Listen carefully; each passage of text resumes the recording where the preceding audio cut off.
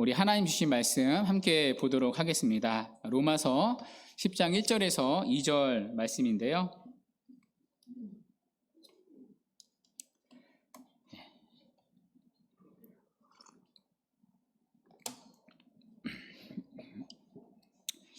찾으신 줄 알고 우리 한 목소리로 두 절이니까요. 우리 합독하도록 하겠습니다. 시작. 형제들아, 내 마음에 원하는 바와 하나님께 구하는 바는 이스라엘을 위함이니 곧 그들로 구원을 받게 함이라. 내가 증언하노니 그들이 하나님께 열심히 있으나 올바른 지식을 따른 것이 아니니라. 아멘. 오늘은 잠깐 사도행전을 멈추고 주제 설교를 하겠습니다. 자, 그 주제는 바로 오늘 설교 제목에 잘 나타나 있습니다. 오늘 설교 제목이 무엇이죠? 왜 우리는 교리를 배워야 하는가입니다. 자, 오늘부터 우리는 오후에 2시입니다. 다시 광고하는 거죠. 신앙 고백서를 배웁니다. 자, 그러면 이런 질문을 하시는 분들이 있습니다. 왜 우리는 교리를 배워야 합니까? 아니, 다른 성경 공부 교재도 많은데 왜 우리는 교리를 배워야 합니까? 궁금해하는 분들도 계실 겁니다. 자, 이 질문에는 여러 가지 이유가 있을 수 있습니다. 먼저 교리가 뭔지 모르기 때문입니다. 교리라는 용어 자체가 생소하기 때문입니다. 여러분들 가운데 그런 분들이 많으실 겁니다. 아니, 대체 교리가 뭐지? 교리를 처음 들어보는 분들도 계실 겁니다. 또 교리에 대한 오해가 있을 수도 있습니다. 어떤 분이 이런 말을 하더라고요. 교리는 교회를 분열되게 하지만 봉사는 교회를 일치하게 만든다. 이게 오늘날 한국교회 안에 만연한 풍조이죠. 교리에 대한 불편한 시각이 있는 겁니다. 그러니까 교리를 경시하는 거죠. 그러니까 교리 때문에 싸우기보다는 차라리 다른 열심을 내게 해서 서로 사이좋게 지내자 라는 교리 경시론이 있습니다. 또 교리 무용론도 있습니다. 아니, 교리가 무슨 필요하냐? 성경만 있으면 되지. 성경만 배우면 되지. 뭔 또 교리를 가르치느냐? 교리가 필요 없다는 교리 무용론도 있습니다. 또 다른 오해도 있습니다. 교리에는 생명이 없다는 오해입니다. 교리는 딱딱하기만 하지 생명이 없다는 오해입니다. 교리를 배우면 머리만 커진다. 교리는 실천이 없다. 또 목회자들 사이에서는 교리를 배우며 목사님들의 설교를 비난할 수 있다. 이런 교리에 대한 오해가 있습니다. 자, 그래서 오늘은요, 이런 오해들을 풀고자 합니다. 자, 그리고 교리에 대한 바른 이해를 갖고자 합니다. 자, 오늘부터 우리는 교리를 다 같이 배워야 하기 때문입니다. 사실 제가 고민을 했습니다. 이 내용을 교리반 때 가르칠까 고민을 했습니다. 원래 월요일부터 설교를 준비를 하는데요. 사도행전 본문을 가지고 제가 묵상을 하고 있었거든요. 이제 사도행전 강의를 하려고 했습니다. 근데 이제 오늘 이제 교리반이 첫 수업인데요. 첫 수업 시간에 이 내용을 가르치고 이 시간에는 사도행전 강의를 하려고 했습니다. 그런데 여러분 모두가 교리반에 참석하지는 않으실 겁니다. 자, 그러면 그분은요, 끝까지 교리를 오해할 수도 있습니다. 그리고 끝까지 교리에 대한 불편한 시각을 가질 수 있습니다. 자, 그러면 교리를 배우는 기회를 놓칠 수 있습니다. 자, 그래서 이 시간에 이 주제를 한번 다루려고 합니다.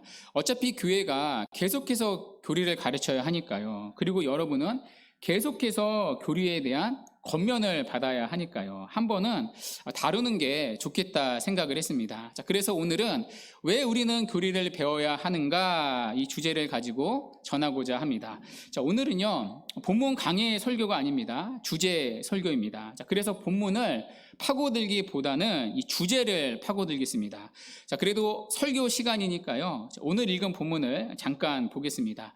자, 오늘 본문에서 바울은요, 잘못된 열심을 지적합니다. 그러니까 유대인들이 가진 잘못된 열심을 지적합니다.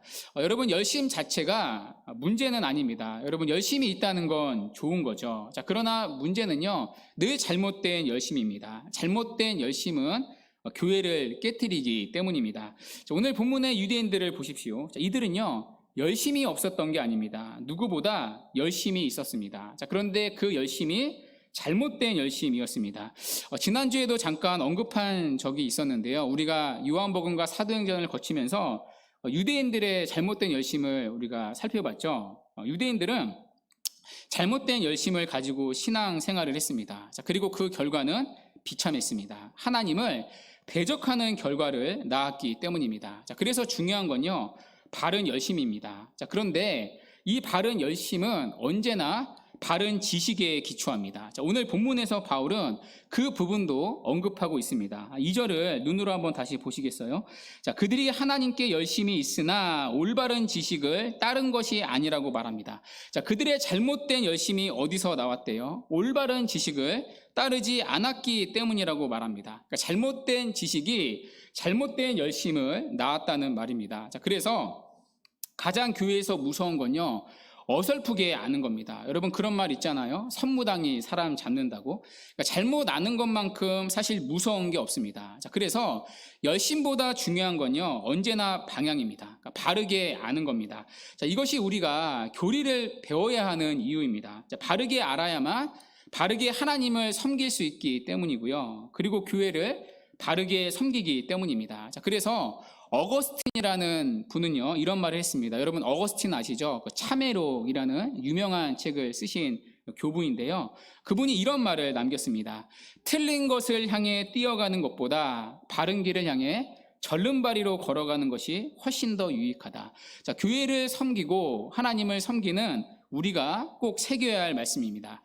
열심이 아니라, 열정이 아니라 바른 방향이 중요하다는 얘기입니다. 자, 그래서 중요한 건요, 바른 길을 배우는 겁니다. 그러니까 틀린 길을 향해 열심히 뛰어가는 것보다 바른 길을 향해 좀 더디지만 절름발이로 걸어가는 것이 훨씬 더 유익합니다. 자, 그러면 바르게 알기 위해서는 어떻게 해야 하느냐? 바로 교리를 배워야 합니다. 자, 교리를 배워야 성경을 제대로 배울 수 있습니다. 그리고요, 신앙이 바르게 자랍니다. 그리고 교회를 바르게 섬길 수 있습니다. 자, 그러면 대체 교리란 무엇인가? 먼저 교리에 대한 정의를 살펴보겠습니다. 자, 교리를요, 영어로 카테키즘이라고 말합니다. 자, 그런데 이 카테키즘이라는 단어가요, 성경에서 파생된 단어입니다. 그러니까 교리라는 말 자체가 성경의 언어입니다. 여러분, 우리가 교리하면 가지는 부정적인 인식이 무엇이죠? 아니, 그거 사람이 만든 것 아닙니까? 사람의 산물이라는 부정적인 인식이 있습니다. 자, 그러나 교리라는 용어 자체가요, 여러분 성경의 용어입니다. 자, 교리가 영어로 카테키즘이라는 단어라고 했습니다. 자, 그런데 이 카테키즘이 어디서 나왔느냐? 성경에서 나왔습니다. 자, 그 예로 한 구절만 살펴볼게요. 사도행전 18장 25절인데요. 우리 한번 같이 읽도록 하겠습니다. 시작. 그가 일찍이 주의 도를 배워 열심으로 예수에 관한 것을 자세히 말하며 가르치나 요한은 세례만을 따름이라. 아멘. 우리가 살펴본 구절이죠. 자, 여기 보면 주의 도를 배워라는 말이 있습니다. 자, 여기 배워라는 말이요, 헬라어로 카테케오라는 단어입니다. 그러니까 영어 카테키즘과 비슷한 발음이죠. 자, 이 카테케오 단어의 뜻이 뭐냐면요, 누군가에게 교리를 가르치다라는 뜻입니다. 이 단어에서 오늘날 영어 카테키즘, 교리라는 단어가 나왔습니다. 자, 그러니까 쉽게 도식을 만들어 보면요, 주의 도는 성경의 진리이죠. 하나님의 말씀이죠. 자, 주의 도를 배웠다. 그게 카테케오죠. 뜻은 교리를 배웠다는 뜻입니다. 여기서 교리를 뜻하는 카테키즘이라는 영어 단어가 나왔습니다. 카테케오, 카테키즘 똑같은 거죠. 자, 그러니까 여러분, 우리가 말하는 교리라는 용어가요, 성경의 용어인 겁니다. 그러니까 성경을 배우는 건, 주의 도를 배우는 건 뭘 배우는 겁니까? 교리를 배웠다는 의미입니다. 자, 그러면 교리가 무엇입니까? 간단하죠. 주의 도입니다. 성경의 진리, 하나님의 말씀 그 자체를 의미합니다. 성경을 통해 하나님께서 말씀하시는 내용, 그 진리가 바로 교리입니다. 자, 성경에 보면 하나님께서 말씀하신 내용들이 있습니다. 예를 들면, 이 성경은 어떤 책인가? 또 성경에 기록된 하나님은 어떤 분이신가? 또 인간은 어떤 존재인가? 예수님은 어떤 분이신가? 구원을 받으려면 어떻게 해야 하는가? 교회란 어떤 곳인가? 사람이 죽으면 어떻게 되는가? 자, 이것들에 대해 하나님은요, 성경을 통해 말씀을 하십니다. 자, 그 내용이 바로 교리입니다. 주의 도가 교리입니다. 그러니까 성경이 가르치는 내용을 교리라고 부릅니다. 예를 들면 이런 거죠. 자, 우리가요, 교리를 배울 때 보통 7가지 체계를 가지고 배웁니다. 그러니까 7개의 핵심 키워드를 가지고 배우는데요. 이걸 7대 교리라고 부릅니다. 자, 표를 한번 보시겠어요? 자, 보시면요. 이렇게 7대 교리가 나옵니다. 자, 서로는 성경에 대한 교리입니다. 자, 성경에 보면 하나님이 말씀하시는 이 성경에 대한 내용이 있습니다. 하나님이 우리에게 성경은 이런 책이야 라고 알려주시는 진리, 내용들이 있습니다. 자, 그걸 성경에 대한 진리, 주의 도, 성경에 대한 교리라고 부릅니다. 한마디로 성경론이라고 부르는 거죠. 자, 두 번째 교리는요, 신론입니다. 자, 성경에 보면 하나님이 누구신지가 기록되어 있습니다. 하나님이 성경을 통해 당신이 어떤 분이신지, 어떤 일을 하시는지 알려주고 계십니다. 그렇죠? 성경에 보면 하나님의 존재, 하나님의 사역이 나옵니다. 삼위일체 하나님이 나오고요. 하나님이 세상을 만드신 창조의 이야기와 다스리시는 섭리의 사역이 나옵니다. 자, 그걸 하나님에 대한 진리, 하나님에 대한 교리, 한마디로 신론이라고 부릅니다. 자, 세 번째 교리가 인간론입니다. 자, 성경에 보면요, 그 하나님이 누구를 만드시냐면 인간을 만드셨다고 나옵니다. 자, 그리고 인간이 어떤 존재인지 하나님은 성경을 통해 말씀을 하십니다. 그러니까 성경에는 인간에 대한 진리가 나옵니다. 그걸 인간에 대한 교리, 한마디로 인간론이라고 부릅니다. 자, 네 번째 교리는요, 기독론이 나옵니다. 성경에 보면 그런 인간이, 하나님이 만드신 인간이 타락을 했다고 말합니다. 자, 그런데 하나님은 성경을 통해 인간을 구원하신다는 약속을 하십니다. 자, 누구를 통해서 구원을 하시죠? 예수님을 통해서죠. 하나님은 예수님을 통해서 타락한 인간을 구원하신다고 성경에 말씀을 하셨습니다. 자, 그러면 그 예수님은 어떤 분이신가? 그걸 성경이 알려주고 있습니다. 성경은 예수님에 대해 알려주고 있습니다. 그걸 그리스도에 대한 교리, 한마디로 기독론이라고 부릅니다. 자, 다섯 번째 교리는요, 구원론이 나옵니다. 자, 예수님을 통해서 인간을 구원하신다고 하셨는데, 그러면 그 구원이 무엇인가? 대체 기독교가 말하는 구원이 무엇인가? 그리고 구원을 받으려면 어떻게 해야 하는가? 또 구원을 받으면 일어나는 구원의 열매는 무엇인가? 그리고 구원은 취소되는가? 아니면 한 번 받은 구원은 영원한가? 그 구원에 대해 하나님은 성경을 통해 말씀을 하십니다. 자, 그 구원에 대한 진리, 교리를 구원론이라고 부릅니다. 자, 여섯 번째 교리는요, 교회론입니다. 자, 우리가 구원을 받았습니다. 예수님을 믿고 구원을 받았습니다. 자, 그런데 하나님은 구원받은 사람들을 어디로 부르시죠? 석촌호수로 부르시나요? 아니죠. 교회로 부르십니다. 자, 그래서 하나님은 성경을 통해 교회에 대해 말씀을 하십니다. 교회란 어떤 곳이고, 교회 생활은 어떻게 해야 하는 곳이고, 교회는 어떻게 섬기는 곳인지를 성경을 통해 말씀을 하십니다. 그러니까 성경에 보면 교회에 대한 진리가 나오는 거죠. 자, 그걸 교회에 대한 교리, 교회론이라고 부릅니다. 자, 마지막 7번째 교리는 종말론입니다. 자, 구원받은 사람이요, 이제 교회에 들어와 우리처럼 신앙 생활을 합니다. 자, 그러다가 자, 사람은 다 죽습니다. 끝이 있습니다. 자, 그래서 하나님은요, 또 성경을 통해 종말에 일어날 일들을 말씀하고 계십니다. 그걸 종말에 대한 진리, 교리, 주의 도라고 부릅니다. 한마디로 종말론이라고 부릅니다. 자, 그러니까요, 이 교리가 가르치는 것은요, 다 성경의 진리입니다. 그러니까 성경에 나오는 내용입니다. 성경을 통해 하나님이 말씀하시는 내용이 교리입니다. 이걸요, 체계화 시킨 겁니다. 그러니까 성경에 대한 가르침은 성경론으로, 하나님에 대한 가르침은 신론으로, 인간에 대한 가르침은 인간론으로, 예수님에 대한 가르침은 기독론으로, 구원에 대한 주의 도는 구원론으로, 교회에 대한 주의 도는 교회론으로, 종말에 대한 주의 도는 종말론으로 체계화 시킨 겁니다.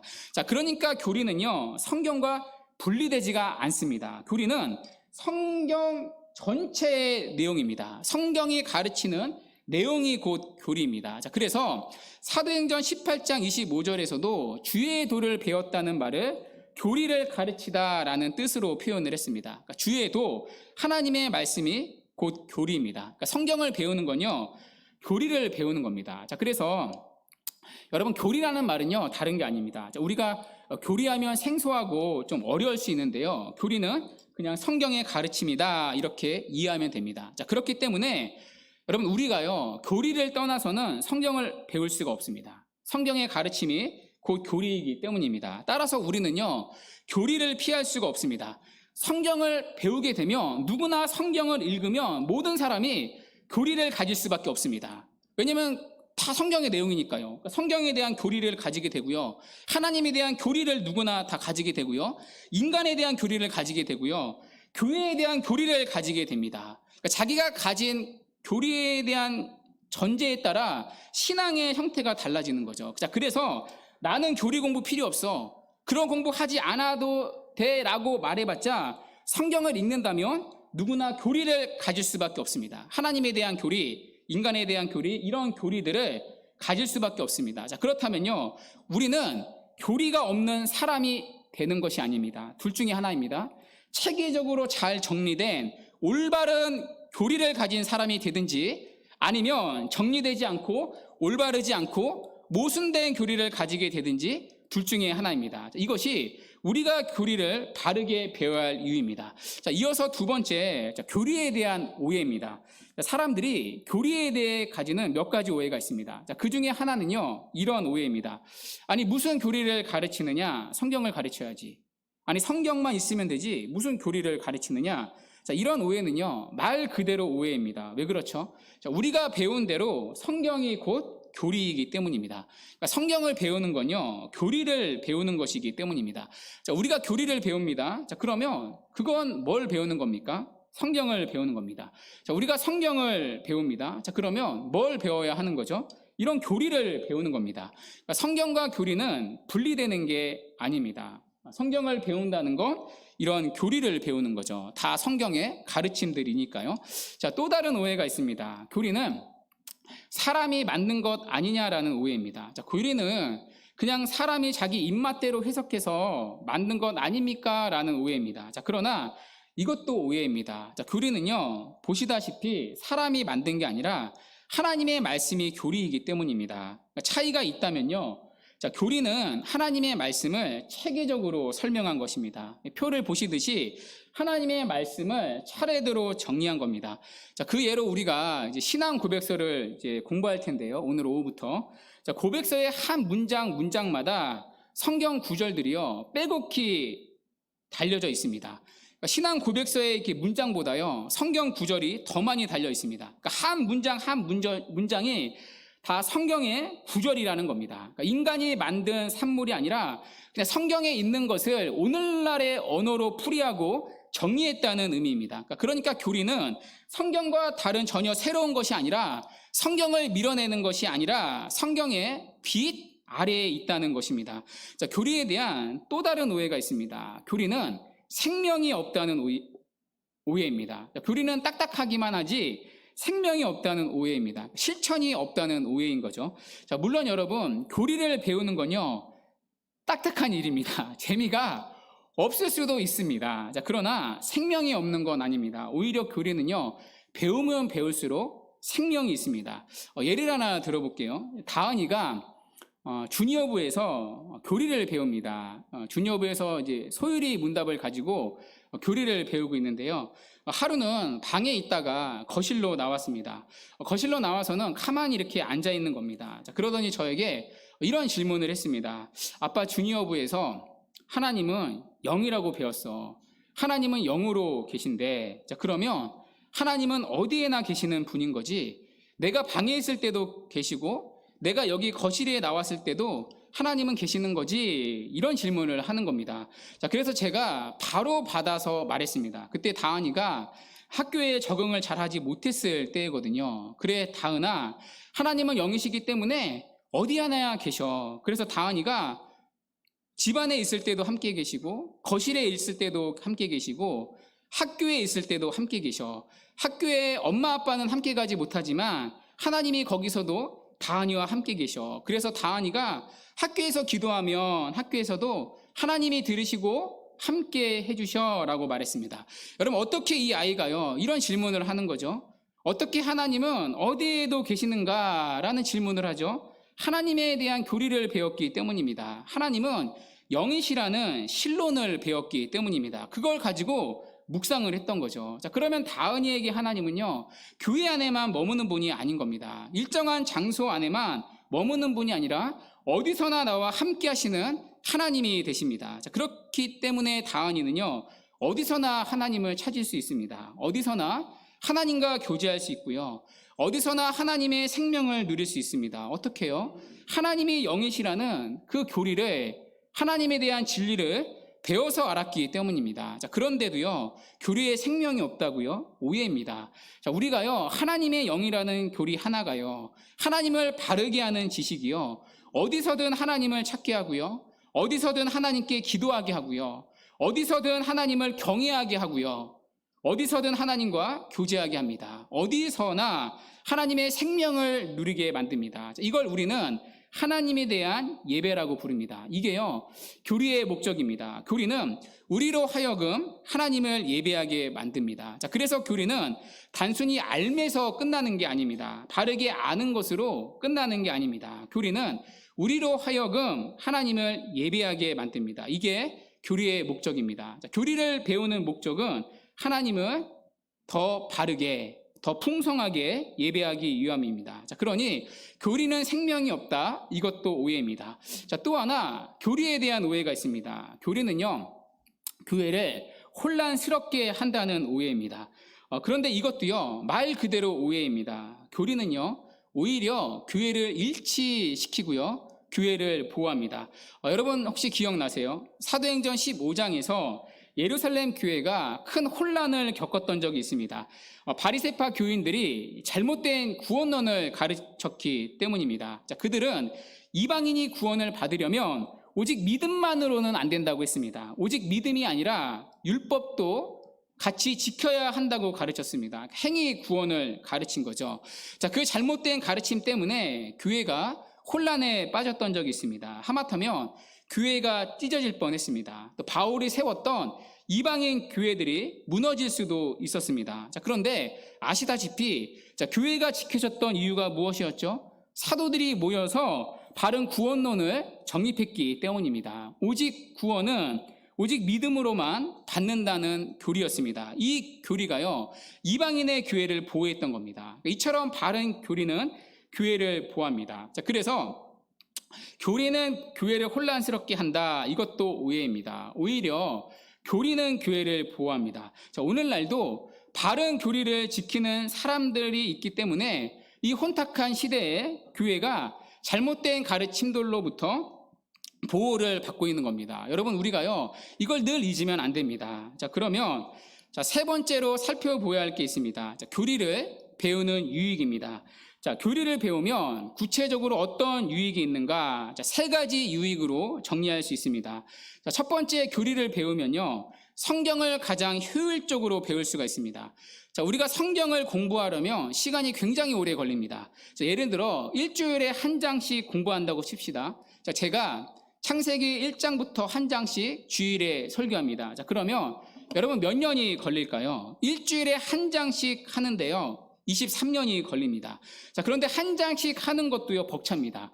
여러분, 사도행전 강의도 보면요, 한 장씩 나가지 못합니다. 한 장을 몇 번이나 이렇게 쪼개어 나누어야 할 때도 있습니다. 그렇게 성경 66권을 강의한다?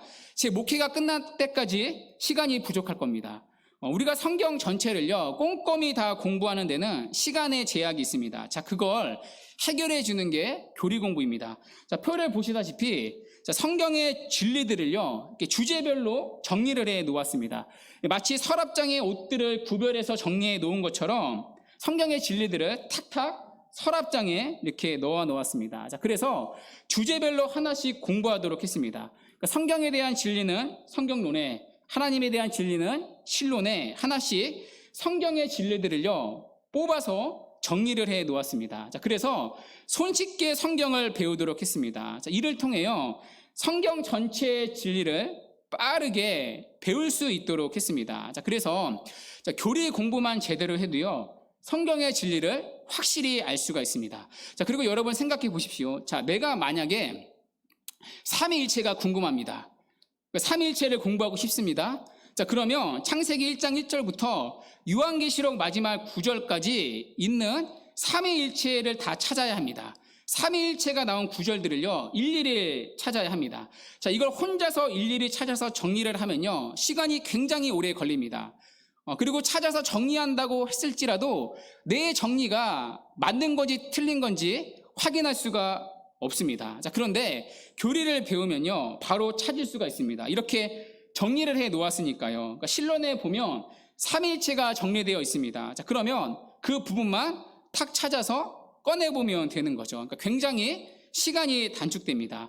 자, 이렇게 주제별로 정리를 해 놓은 게 교리입니다. 마치 서랍장에 탁탁 정리를 해 놓아서 빠르게 찾을 수 있도록 믿음의 선배들이 정리해 놓은 겁니다. 자, 그래서 성경을 가장 효율적으로 공부하는 교재가 무엇이냐? 바로 교리교육입니다. 자, 이보다 더 좋은 교재는요, 지금까지 없습니다.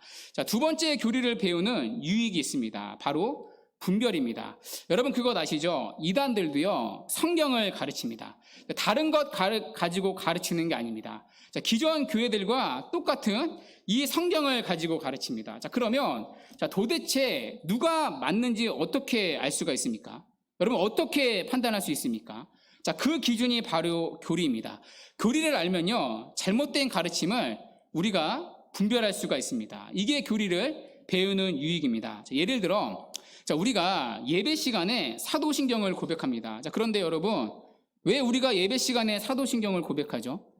자, 우리가 모임 때, 우리가 모이잖아요. 끝날 때 주기도문으로 끝내는 경우가 많습니다. 그런데 주기도문은요, 성경에 기록되어 있습니다. 자, 그런데 사도신경은 성경에 기록되어 있나요? 없죠. 근데 왜 우리가 고백하죠? 자, 물론 성경 앞표지에는 적혀져 있습니다. 이렇게요. 자, 그런데 성경 안에는 사도신경 없습니다. 자, 그런데 예배 때마다 주기도문이 아니라 왜 사도신경을 고백하죠? 이건요, 초대교회가 만든 교리입니다. 성경의 내용을 가지고 정리해 만든 겁니다. 왜 만들었느냐? 이단들 때문에 만든 겁니다. 자, 그 당시 초대교회를 어지럽히던 이단들이 있었습니다. 자, 문제는 이단들도요, 성경을 가지고 가르쳤다는 겁니다. 자, 그러면 당시 초대교회 성도들이 이게 맞는 건지 틀린 건지 어떻게 분별할 수 있습니까? 내가 다니는 교회가 참된 교회인지 거짓 교회인지 어떻게 분별할 수 있습니까? 그래서 만든 게 사도신경입니다. 사도신경을 가지고 우리가 믿는 삼위 하나님이 어떤 분인지를 바르게 가르쳤습니다. 자, 그래서 사도신경을 보면요, 구조가 삼위 하나님에 대한 구조입니다. 성부 하나님, 성자 예수님, 성령 하나님, 그리고 이 전체적인 교리를 사도신경 안에 압축해서 모은 겁니다. 자, 그리고 그 고백을요, 아예 예배 시간에 하도록 한 겁니다. 자, 그러면 성도들이 아는 거죠. 아, 이 교회는 참된 교회구나. 왜요? 이단들은 사도신경을 부정하니까요. 자, 그걸 가지고 참된 교회와 거짓 교회를 분별하도록 했습니다. 이게요, 교리를 배우는 유익입니다. 교리를 알면 잘못된 가르침들을 분별할 수가 있습니다. 예를 들어 오늘의 시대에 적용해 볼게요. 신천지에서는요, 이만희를 보혜사 성령이라고 가르칩니다. 여러분, 우리가 듣기에는 어처구니가 없는 소리입니다. 자, 그런데도 여러분 아시죠? 신천지에 넘어가는 대다수가요, 기존 교회를 다녔던 성도들입니다. 제가 사역했던 교회에서도 한 집사님이 신천지로 넘어가셨는데요, 그분이 제가 말씀드린 적이 있을 텐데 그 교회에서 11조 제일 많이 하셨습니다. 봉사 제일 많이 하셨고요, 그분은 말하기를 내가 이 교회에 뼈를 묻는다고 하셨던 분입니다. 근데 뼈를 묻지 않으시고 신천지로 가셨습니다. 자, 그런데도 왜 넘어갈까요? 자, 이들도요, 똑같은 성경을 가지고 가르치기 때문입니다.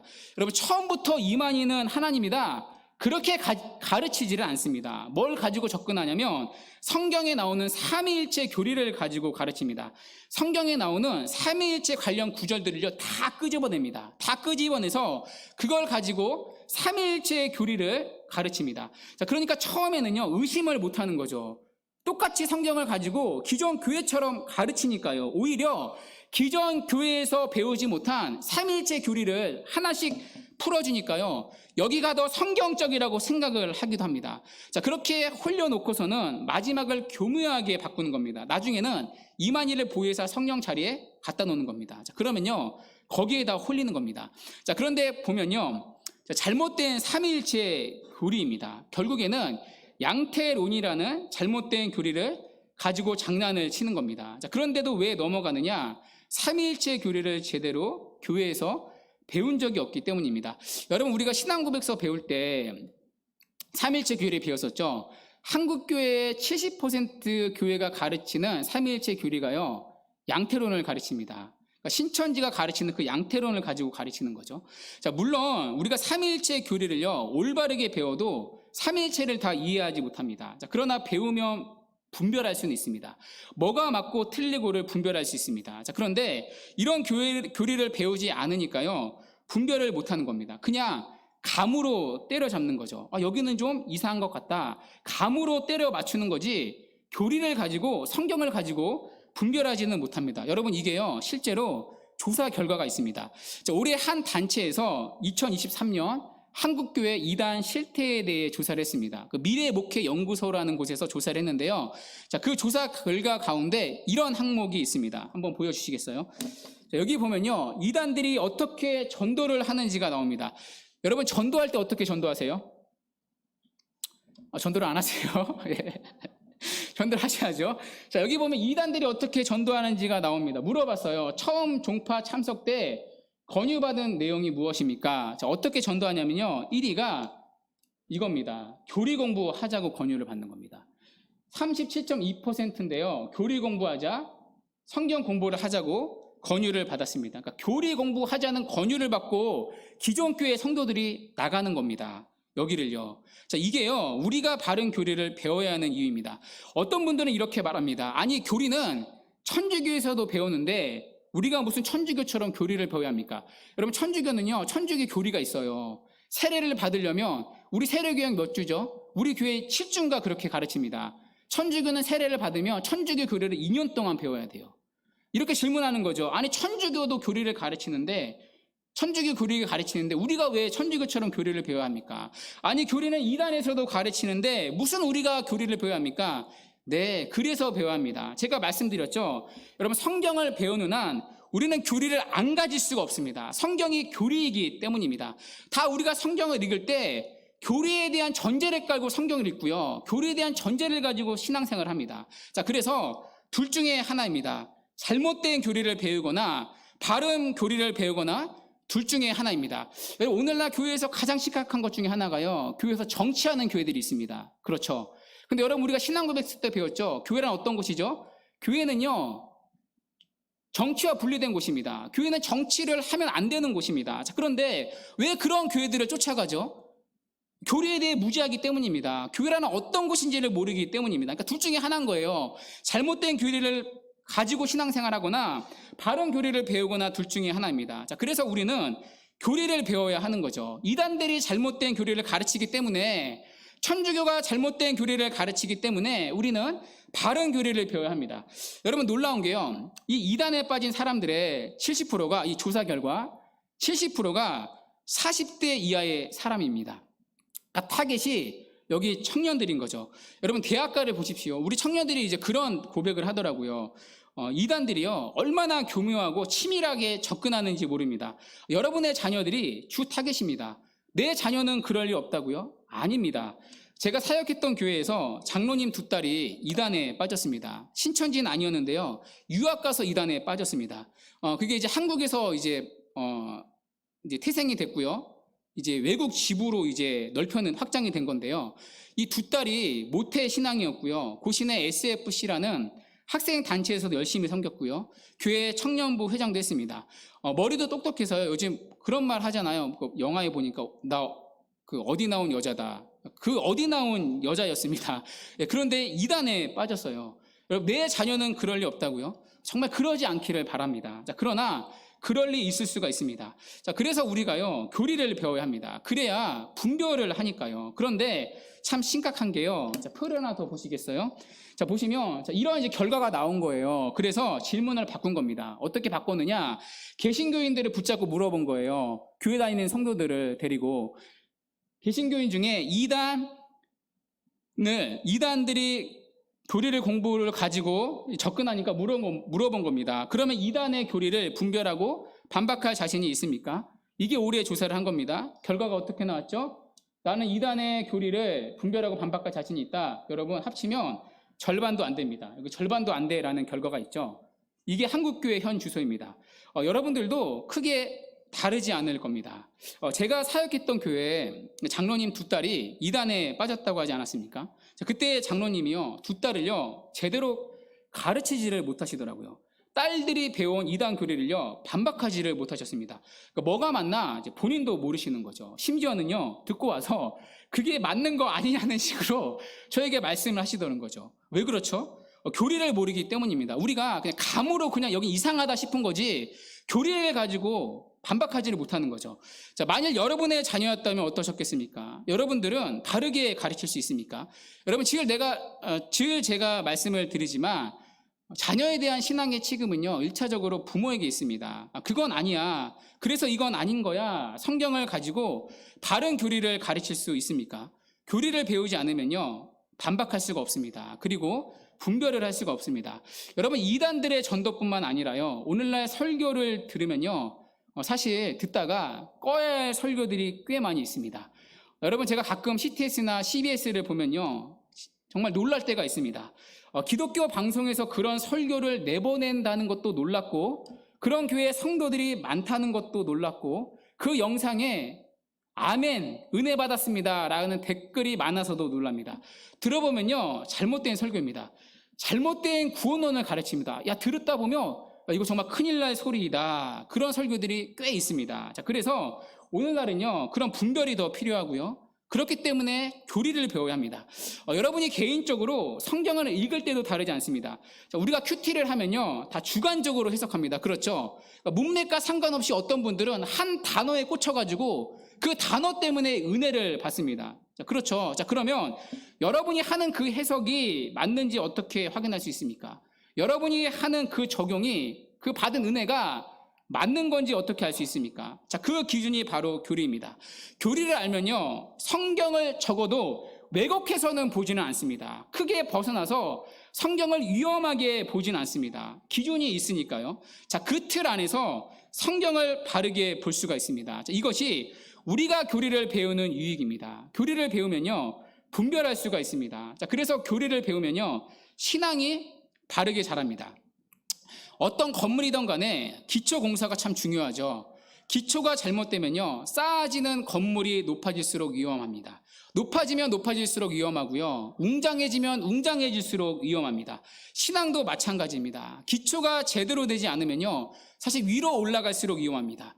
직분을 맡을수록 위험합니다. 잘못된 열심을 가졌기 때문입니다. 그게 언젠가는요, 나중에 교회를 깨트리는 뇌관이 될 수가 있습니다. 자, 그래서 기초를 잘 쌓아야 하는 거죠. 열심보다 방향이 중요한 거죠. 그게 바로 교리입니다. 교리는 신앙의 뼈대를 세워주기 때문입니다. 뼈대가 튼튼한 사람일수록 건강할 수 있듯이 교리를 통해 뼈대가 튼튼한 사람이 건강한 신앙을 가질 수 있습니다. 자, 이것이 우리가 교리를 배울 때 누리는 유익입니다. 자, 그래서 여러분, 마틴 루터가요, 종교 개혁을 하지 않았습니까? 자, 루터가 종교 개혁을 할 때요, 많은 책들을 썼습니다. 자, 그런데 루터가 이런 말을 했습니다. 내가 쓴 모든 책이 다 불타 없어진다 해도 교리 문답만 남아있다면 괜찮다. 자, 그만큼 교리를 교회의 생명처럼 여겼습니다. 사실 우리나라도요, 한국 교회에 복음이 처음 들어온 게 1884년이거든요. 알렌 선교사를 통해서.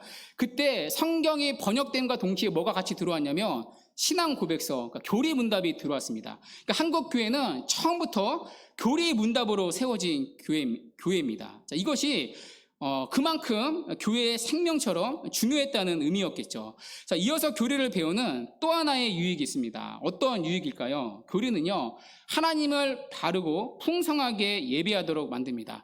저는 이게 가장 교리의 큰 유익이라고 생각합니다. 어쩌면 교리를 배우는 목적이기도 한데요, 앞에서 다은이 얘기를 잠깐 하지 않았습니까? 교리는요, 우리를 하나님을 예배하도록 만듭니다. 더 바르게요, 그리고 더 풍성하게요. 자, 이런 세 가지 유익이 있습니다. 성경을 가장 효율적으로 배울 수 있다, 분별할 수 있다, 그리고 하나님을 더 바르게 예배할 수 있다. 자, 이 세 가지 유익은요, 실제로 우리 교회에서 검증이 되었습니다. 자, 우리가 교리를 한번 배웠는데요, 우리 신앙 고백서가 한 텀이 끝났습니다. 자, 그때 배웠던 분들이 자, 마지막 날 돌아가면서 소감을 발표했습니다. 자, 그 소감 안에요, 이 세 가지 유익이 다 들어가 있었습니다. 저는 이 유익을요, 우리 모든 성도들이 다 같이 누렸으면 하는 마음이 있습니다. 자, 그래서 오늘부터 우리가요, 교리를 배울 텐데요, 특별히 웨스트민스터 신앙 고백서를 배우겠습니다. 자, 그러면 교리 가운데 왜 웨스트민스터 신앙 고백서를 배우는가? 자, 이 부분은 오늘 교리반 때 알려드리도록 하겠습니다. 지금 하면요 점심을 못 먹습니다. 자, 이 부분은 교리반 때 알려드리겠습니다. 설교를 마치기 전에 혹여나 오해할까봐 한 가지 말씀을 드립니다. 교리는요 성경을 대체하지는 않는다는 것입니다. 저는요 교리를 굉장히 중요하게 여깁니다. 그 이유는 말씀드렸듯이 제 사역적인 배경이 있기 때문입니다. 자, 그러나 교리를 절대시하지는 않습니다. 교리는 성경과 같은 권위를 가지는 게 아니기 때문입니다. 성경은 성령의 감동으로 쓰여진 오류가 없는 책입니다. 자, 그러나 우리가 배우는 교리는요 성령의 감동으로 쓰여진 게 아닙니다. 자, 우리가 배우는 교리는 믿음의 선배들이 성경의 진리들을 정리한 것입니다. 오류가 있을 수 있는 거죠. 자, 그렇기 때문에 교리를 중요하게 여기지만 교리를 절대시하진 않습니다. 자, 그러나 우리가 교리를 배우는 이유는요 교회사 속에서 이미 검증이 끝났기 때문입니다. 단순히 뛰어난 한 사람이 아니라 단순히 어떤 신학대학원이 아니라 교회사 속에서 오고 갔던 수많은 교회들과 수많은 신학자들과 목회자들을 통해 검증이 되었기 때문입니다. 그것도 2000년이라는 오랜 교회 역사 속에서 검증된 가장 안전하고 올바른 내용이기 때문입니다. 자, 이 교리를 통해 교회는 지금까지 진리를 보존해 왔기 때문입니다. 자, 그래서 우리는요 가장 확실하고 검증된 성경의 내용인 교리를 배울 겁니다. 자, 이 교리가 늘 그랬듯이 우리의 교회와 우리의 신앙을 보존해 줄 것이기 때문입니다. 자, 마지막으로 교리를 배우는 자세를 말하면서 설교를 마치겠습니다. 싱클레어 퍼거슨이라는 신학자가요 이런 말을 했습니다. 자, 이 말은 제가 신대원 때 수업 시간에 들었던 내용입니다. 그냥 교수님이 한번 그냥 불러줬던 내용인데요. 그때 너무 은혜를 받아서 그때 너무 좋았던 기억이 있어서 아직도 잊지를 못하는데요. 그분의 말을 함께 나누겠습니다. 신학의 목표는 하나님께 대한 예배입니다. 그렇죠? 교리를 공부하는 목적은요 하나님을 더 바르게 예배하기 위함입니다. 그리고 그 신학의 자세는요 무릎 꿇는 자세입니다. 우리가 교리를 배우면요 남을 정죄할 수 있고요 또 교만할 수 있습니다. 그러나 신학의 자세는 무릎 꿇는 자세인 거죠. 그리고 신학의 방식은 회개입니다. 저는 이것이 교리를 공부하는 우리의 태도라고 생각합니다. 예배, 무릎 꿇는 자세, 다른 말로 기도이죠. 그리고 회개. 자, 교리를 배우면요 하나님이 누구신지를 바르게 알게 됩니다. 자, 그러면 그분을 몰랐을 때보다 더 하나님을 예배하게 됩니다. 그리고 그 주님을 더 사랑하게 되고요 만나고 싶어집니다. 그래서 우리를 기도의 자리, 무릎 꿇는 자리로 이끕니다. 하나님을 알면 알수록 우리는 더욱더 겸손해질 수밖에 없습니다. 그리고 이 모든 것들은요 우리의 죄를 드러나게 만듭니다. 그래서 회개를 통해 하나님을 더 바르게 섬기게 만듭니다. 자, 이 모든 것이요 교리를 배울 때 누리는 유익입니다. 그리고 교리를 배우는 자세입니다. 주 안에 사랑하는 여러분, 자, 오늘부터 이런 자세를 가지고 우리가 교리를 함께 배우기를 원합니다. 여러분을 위함이고요 여러분의 영혼을 위함입니다. 꼭 같이 교리를 배우기를 원합니다. 그래서 하나님을 더 바르고 풍성하게 예배하는 일에 우리 모두가 함께 자라나는 복된 은혜가 있기를 주님의 이름으로 간절히 축원합니다.